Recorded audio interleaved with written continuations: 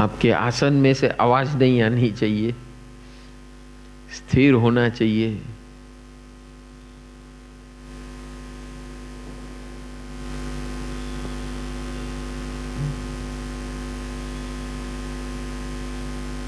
और स्थिरता पूर्वक बैठकर बात करनी चाहिए।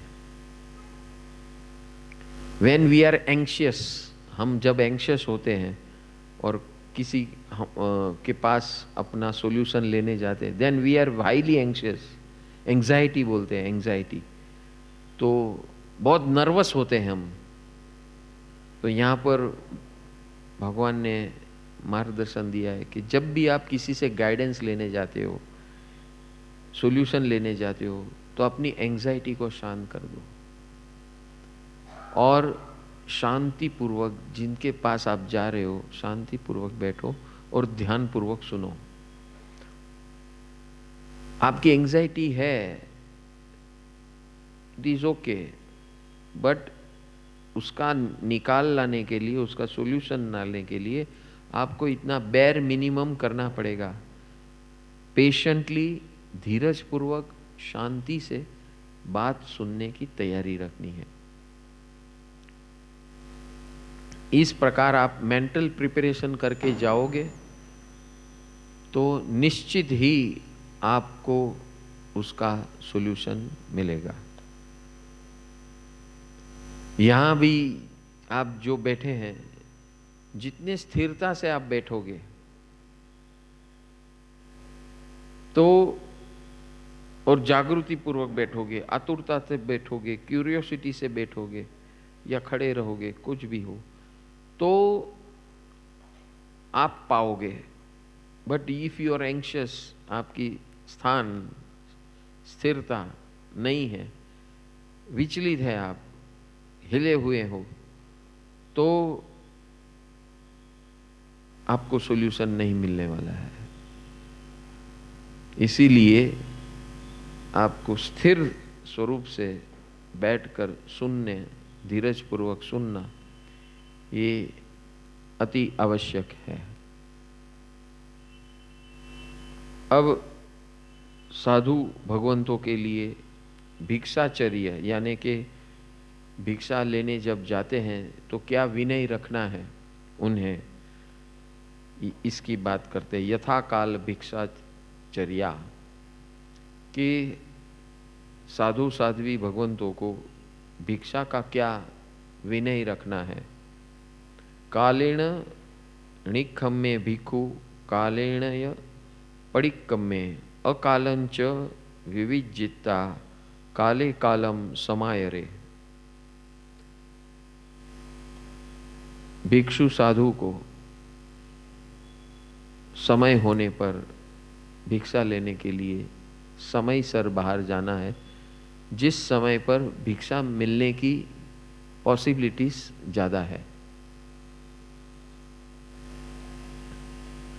कोई भी समय पे निकल मत पड़ो।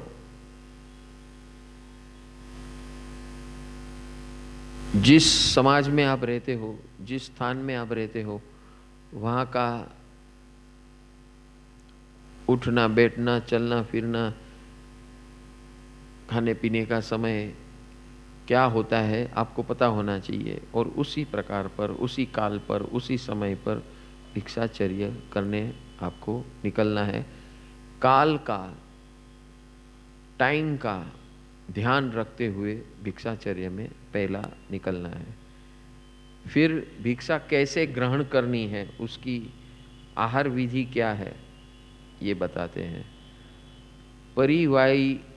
परिवाड़ियेण चिट्ठिज्जा भिक्षु दत्ते सणम चरे पड़ीरुवेण एसिता मियम कालेण भक्कय। भिक्षा के लिए निकले हुए, कभी अभी भिक्षा नहीं मिल रही है समझो, और कहीं लाइन लगी हुई है प्रसाद के लिए, तो उस लाइन में मत खड़े रहना, क्योंकि कहीं भिक्षा नहीं मिल रही है और कोई सब लाइन में खड़े हैं, अपने कोई दे रहा है खाना, तो ऐसी लाइन में खड़े मत हो जाना, अपनी वैल्यू डाउन मत करना।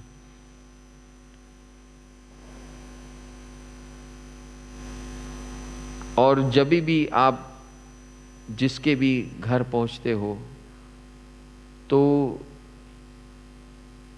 आजू बाजू ध्यान रखना कि उनके घर में सदस्य कितने हैं और उनका खाना हो गया कि बाकी है, वो सब ध्यान रखते हुए भिक्षा ग्रहण करनी है। ये विनय आपके अंदर होना जरूरी है।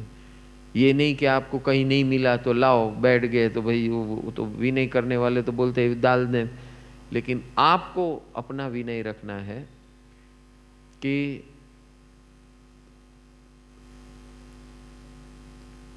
दशा देखकर, घर की दशा, हाव भाव, कितने लोग हैं, ये सारा देखकर आपको भिक्षा ग्रहण करनी है। णाई दूर मणा सणे रणने सीम चक्खु फासो एगो चिट्ठे जा भतट्ठा लंघिता तम नाइकम में।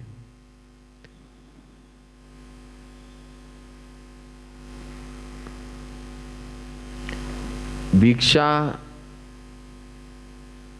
लेना और देना किस प्रकार है?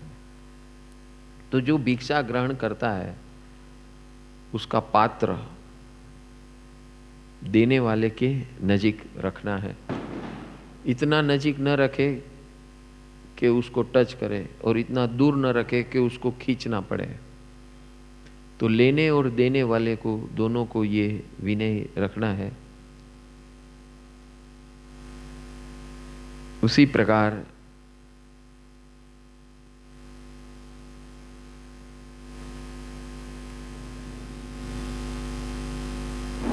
जो भिक्षा देने वाले हैं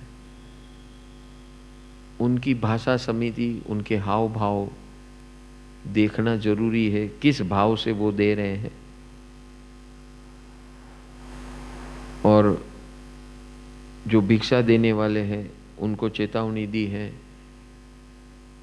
कि उनको क्रॉस करके या उनका अविनय करके कभी भी घर में हलन चलन नहीं करना है। जब भी भिक्षुक आते हैं आपके घर में तो आपको बड़े विनय भाव, अहोभाव से उनका आवकार करना है, आह्वान करना है और भावपूर्वक जो भी आपके पास आहार है उनसे चर्चा करके उनसे उनकी भिक्षा देनी है।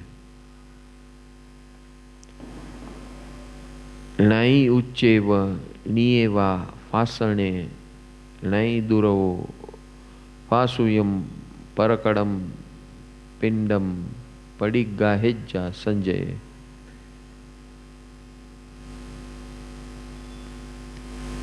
संयमी साधु हमेशा गृहस्थ का बनाया हुआ आहार अचेत हो वो ध्यान रखे, सचेत न होना चाहिए। अचेत और सचेत ये क्या है? अचेत यानी जिसके अंदर लोग इसमें दो भाव है, अचेत और सचेत के अंदर। लोग ये अचेत और सचेत का बहुत बड़ा अंडरस्टैंडिंग जो है वो मिसअंडरस्टैंडिंग है। अचेत ऐसा बोलते हैं कि जो आहार का पदार्थ है उसके अंदर कोई भी जीवित तंतु या तत्व नहीं होना चाहिए, ये एक भाव है अचेत का। और दूसरा ये है अचेत यानी जिसके अंदर किसी और का पोर्शन ना हो, उसे भी अचेत कहते हैं। यानी अभी आपने खाना बनाया 10 आदमी के लिए और 4 आदमी ने खा लिया, 6 आदमी का पड़ा हुआ है, तो 6 आदमी के लिए है। तो it is destined for those many people, और वो उतने ही लोग के लिए है, उससे ज्यादा एक जरा भी ज्यादा आदमी उसमें समा नहीं सकते। तो उसे सचेत आहार कहा है। सचेत क्यों कहा?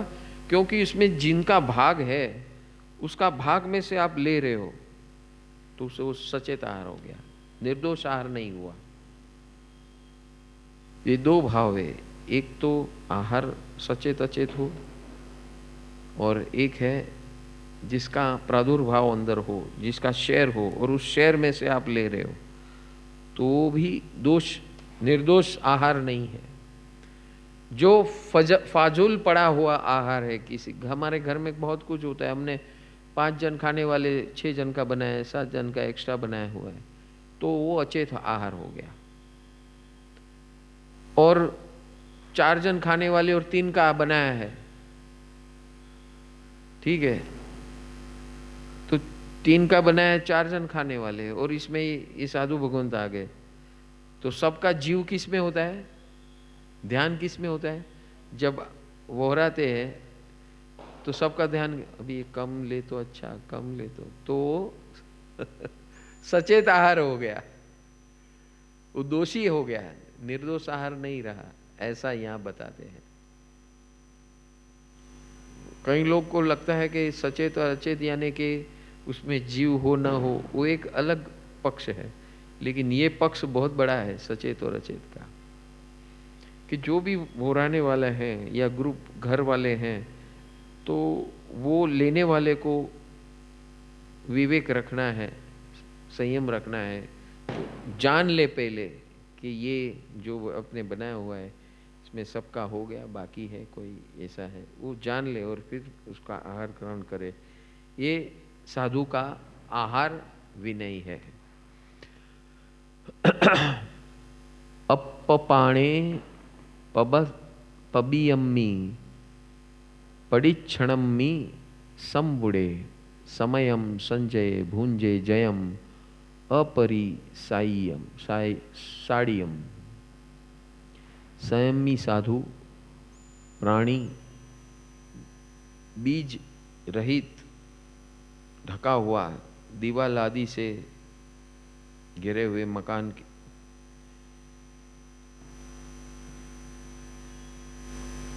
हाँ, यहाँ पर अभी आहार ग्रहण करने की प्रक्रिया के बारे में बात करते हैं। ग्रुप ऑफ साधु हैं और उनके लिए ये आहार लाया जाता है, बराबर है। अब जब जो आहार गोचरी लेने जाता है उसको मालूम है क्या क्या डिफिकल्टी आई है। अभी जो साधु के लिए आप लाए हो वो 4-5 लोग हैं और मिला है 2-3 लोगों का आहार, तो सबको ये विनय रखना है। कई बार क्या होता है कि जो जूनियर साधु है वो जाते हैं आहार ग्रहण करने के लिए, और वो गए हैं 5-6 लोगों के लिए लेने के लिए, मिला है 2-3 लोगों का। सिचुएशन ही ऐसी बनी है कि वो नहीं मिला है, निर्दोष आहार नहीं मिला है। और जब आप जाकर वहाँ रखते हो सबके बीच में, तो दिखता तो है अभी इसमें से 2-3 का ही होने वाला है, अगर तो यहाँ पर संयमी साधु के लिए बताया गया है। ये 13 पंथ जो पंथ बना आचार्य भिक्खु, वो भिक्खु जो शब्द है ना, भिक्षुक, वो बड़ी तेजस्वी कहानी है, इंटरेस्टिंग स्टोरी है कि 13 पंथ बना कैसे। ये आहार गोचरी के चक्कर में कि प्रथा क्या होती थी कि जो सीनियर है वो तो गोचरी के लिए जाते नहीं थे, और ये जूनियर जो लाते थे उनका विनय था कि वो रख दे पहले, और वो सीनियर फिर बांटे उसको। तो सीनियर क्या करते थे, जूनियर को बोलते तुम बाहर बैठो, हम बुलाते आपको, और सपा चट कर देते। समझ में आया? तो ये आचार हुआ करता था। तो ये आचार्य भिक्खु, जिनका नाम, ये असल नाम भिक्खु नहीं है, लेकिन ये इस कारण भिक्षा के ऊपर ये उनको ऐसा हो गया कि अभी साधु बन के हमारे गुरुजन है, उनको इतनी भी दरकार नहीं है कि जो साधु इतने भ्रमण करके लाए हैं उनके लिए कुछ रखते ही नहीं है। वो सीनियर है तो सब अपना ही कुछ बिना केयरलेसली सब ऐसा काम करते हैं, ऐसा व्यवहार करते हैं और अपनी सीनियोरिटी दिखाते, अपनी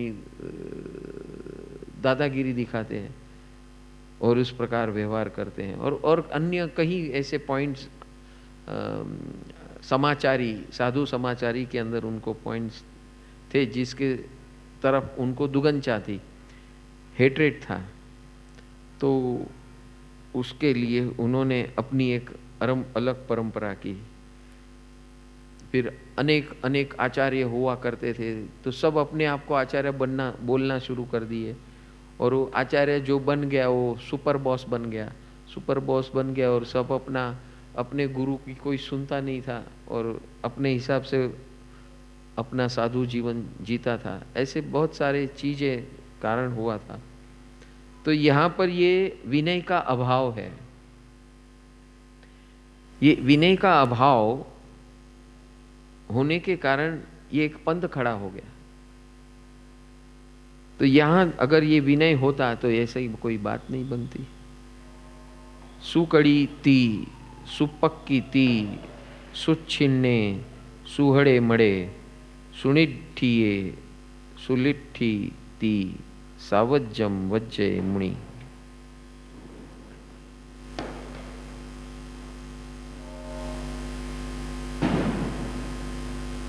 जब साधु भगवान सब साथ में बैठते हैं और बीच में रखा हुआ, हम लोग भी जब साथ में बैठते हैं तो बीच में रखा हुआ रहता है, तो यहाँ पर विनय की बात आती है कि भाई पहले दूसरे के भाने में देखो कि भाई वो तो रह नहीं जा रहा है ना। कई लोग ऐसा है कि जहाँ कॉमन में रखा है, उठाओ धड़ाक करके, उठाओ धड़ाक करके, दबादब शुरू, वो जो स्लो है वो बेचारा रह जाए। होता है कि नहीं ऐसा? तो यहाँ पर ये ऐसे ही भिक्षा ग्रहण करने के बाद, आहार ग्रहण करने के समय जब बैठते हैं तो सब एक दूसरे की जैना करे, काळजी करे कि भाई आप ले लो, पहले आप, फिर हम लेते हैं। अगर या जितना आया है सबको थोड़ा थोड़ा बांट दो ताकि कोई उसमें रह न जाए, बच न जाए। इस प्रकार की व्यवस्था होनी आवश्यक है। कभी कोई मिठाई आई, मिष्ठान आया, कोई फ्रूट आया तो अच्छा होता है, भाने वाला होता है, तो कई बार साधु वखान करते, बहुत अच्छा बढ़िया बनाया है, कहाँ से आया, किसके घर से आया, क्या आया, तो वहाँ बार बार जाते हैं। तो ये सब अविनय बन जाता है। ये सब काळजी करने के लिए यहाँ पर भगवान प्रासुक आहार बोलते हैं। प्रासुक आहार यानी कि जो आहार ग्रहण करना है शरीर के लिए ग्रहण करना जरूरी है, लेकिन ऐसे आहार ग्रहण कैसे करना, आहार भिक्षा कैसे मांगनी, भिक्षा कैसे लेनी, फिर आहार आने के बाद कैसे उसको बैलेंस करके डिस्ट्रीब्यूट करना, आहार उपभोग करने के, भोग करने के समय कैसा चिंतन करना। तो कहीं ग्रुप में, साधुओं के ग्रुप में, संप्रदायों में सब कुछ मिक्स कर देते हैं और फिर मिक्स करके फिर वो जो स्वाद की रसेंद्रिय का जो होता है वो सब मिक्स हो जाता है। तो फिर वो ये इतना अच्छा है, वो ऐसा है, वो ऐसा है, वो सब खत्म हो जाता है। तो कई सब में ऐसा नहीं होता है, सब संप्रदाय में ऐसा नहीं होता है, कई गुरु परंपरा में ऐसा होता है। तो उसे प्रासुक आहार कहते हैं। आहार जरूरी है शरीर के लिए, लेकिन उसके रस के साथ लगाव करना। अपनी करुणा का जल तू बहाकर कर दे पार